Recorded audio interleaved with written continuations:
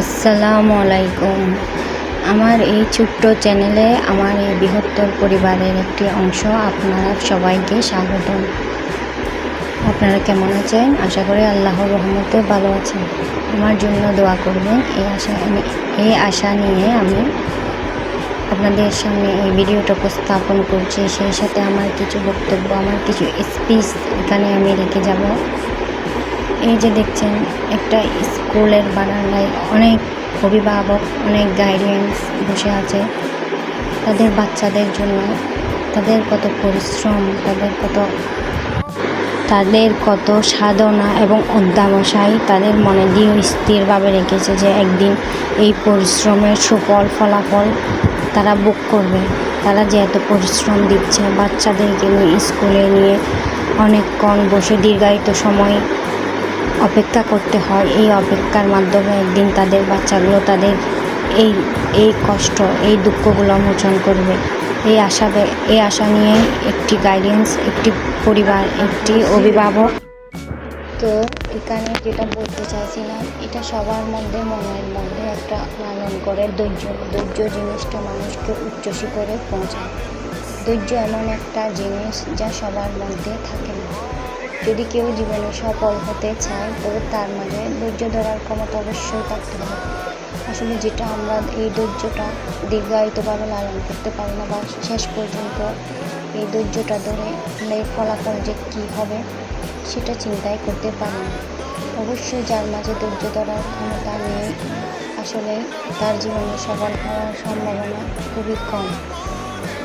মানে আমি রান্না করছি, রান্না করার ফাঁকে বাস্তবের সাথে জীবন ধর্মী কিছু নেই, বা ধৈর্যের যে কত বড় একটা ফলাফল গুরুত্ব সেটা বলার চেষ্টা করছি।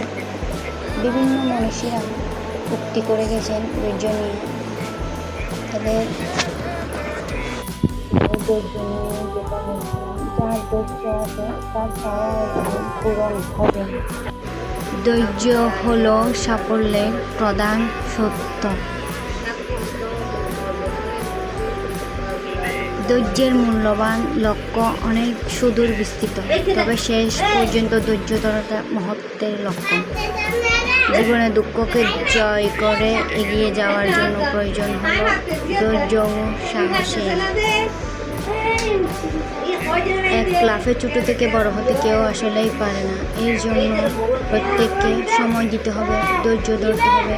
ধৈর্য ধরে এর সফলতা ভোগ করতে শেষ পর্যন্ত এই পরিস্থিতি পর্যবেক্ষণ করতে হবে।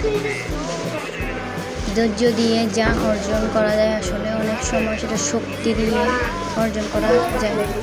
ধৈর্যের অভাবের কারণে অনেক বড় বড় সম্ভাবনা ধ্বংস হয়।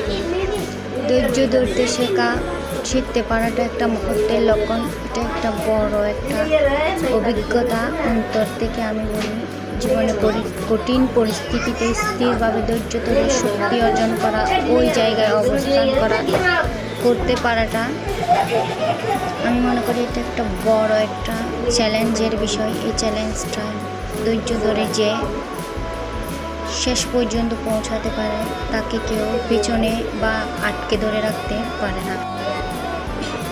আমি মনে করি যেসব মানুষের মাঝে সব জিনিস সহজ করে নিয়ে সুন্দরভাবে এই জিনিসটা ধৈর্য ধরে অন্তরে রাখার ক্ষমতা রাখে, তার কাছে কঠিন কাজগুলো সহজ হয়ে ওঠে।